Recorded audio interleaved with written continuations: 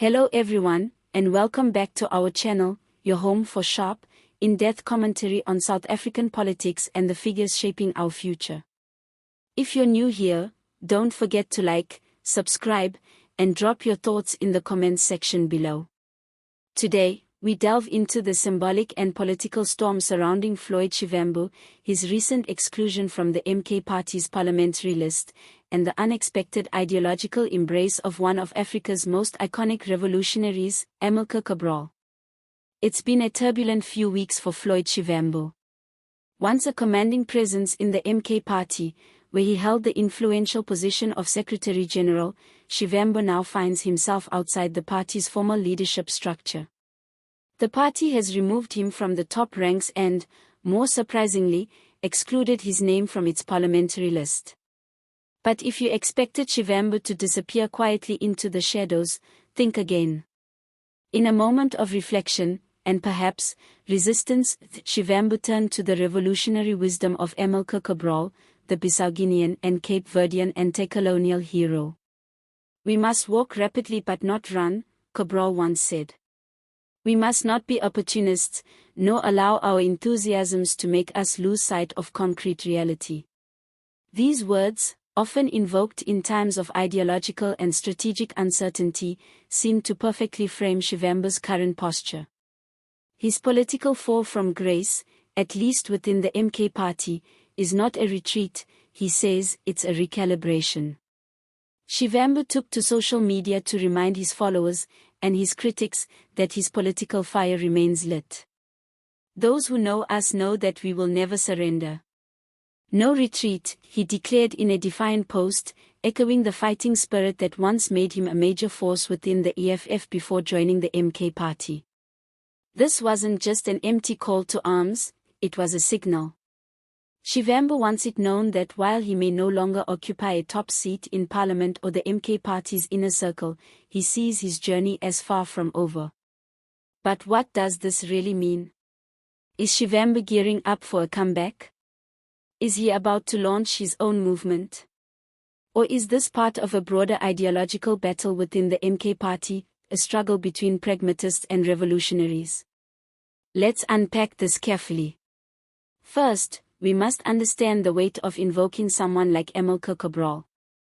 Cabral is not just a historical footnote, he's a titan of African liberation, known for emphasizing ideological clarity, discipline, and the dangers of empty militancy. By referencing Cabral, Shivambu isn't just quoting a dead revolutionary for flair, he's aligning himself with a deeper tradition of disciplined struggle, self-sacrifice, and principled politics. That's a serious statement, especially in a South African political landscape increasingly marked by opportunism, short-termism, and internal infighting.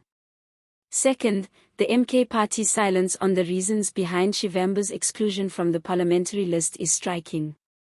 Political analysts have been quick to point out that the lack of transparency points to deeper tensions within the party. Some believe that Shivambu's dismissal stems from power struggles within the party's top brass, possibly linked to President Jacob Zuma's faction, which still holds enormous sway over internal decisions. Interestingly, despite reports that Zuma had backed Shivambu's deployment to parliament, his name was left off the final list. That's not just an oversight, that's a message. And it tells us that factional politics within the MK Party are not just alive and well, they're shaping the future direction of the movement. At the same time, Shivambu's ideological turn toward Cabral might be more than personal catharsis, it could be a strategic move to distinguish himself from the political noise. By positioning himself as a principled revolutionary, Shivambu is potentially laying the groundwork for a new political identity, one that doesn't depend on party structures but on grassroots mobilization and ideological leadership. Some speculate that this could lead to the formation of a new political platform, possibly even a splinter group focused on rekindling the spirit of Pan-African socialism and radical economic transformation. Others think Shivambu might align himself with civil society movements or pressure groups outside the conventional parliamentary system. Either way, it's clear that he's not done. The broader question, however, is what this means for the MK Party itself. The party, still riding the momentum of Jacob Zuma's return to political prominence, now faces an identity crisis.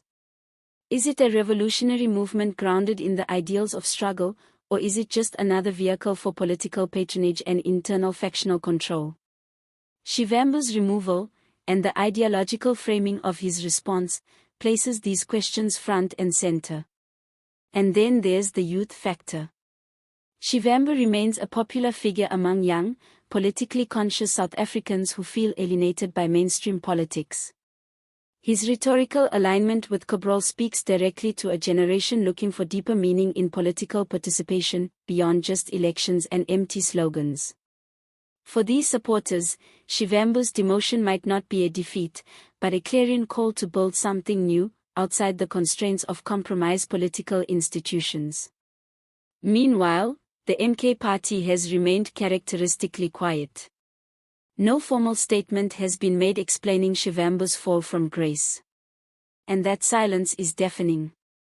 In the absence of a clear narrative from the party, Shivambu has seized the opportunity to write his own story, one of perseverance, ideological clarity, and continued resistance. So where does all this leave us? It leaves us in a fascinating moment of political transformation, one where ideas are clashing with institutions, and personalities are being forced to redefine their place in a rapidly shifting landscape. Shivambu's reference to Cabral might seem like just another quote, but in truth, it signals a deeper philosophical realignment, one that could shape the next phase of his career, and perhaps, South African politics more broadly. As always, the devil is in the detail. Will Shivambu's rhetoric translate into real political movement? Will the MK party withstand the internal contradictions it now faces? And more importantly, will young South Africans continue to look toward figures like Shivambu for guidance, even as the structures around them become increasingly volatile? One thing is certain, the struggle continues. Whether within the MK party, outside of it, or in entirely new spaces, Floyd Shivambu appears ready to keep fighting, not for titles or positions, but for what he sees as the unfinished business of economic justice, ideological clarity, and genuine liberation. That's it for today's deep dive. If you found this breakdown insightful, make sure to like the video, subscribe for more political analysis, and hit the bell icon so you never miss an update. And of course, let us know what you think in the comments. Is Floyd Shivambu staging a powerful comeback, or is this the twilight of his political career?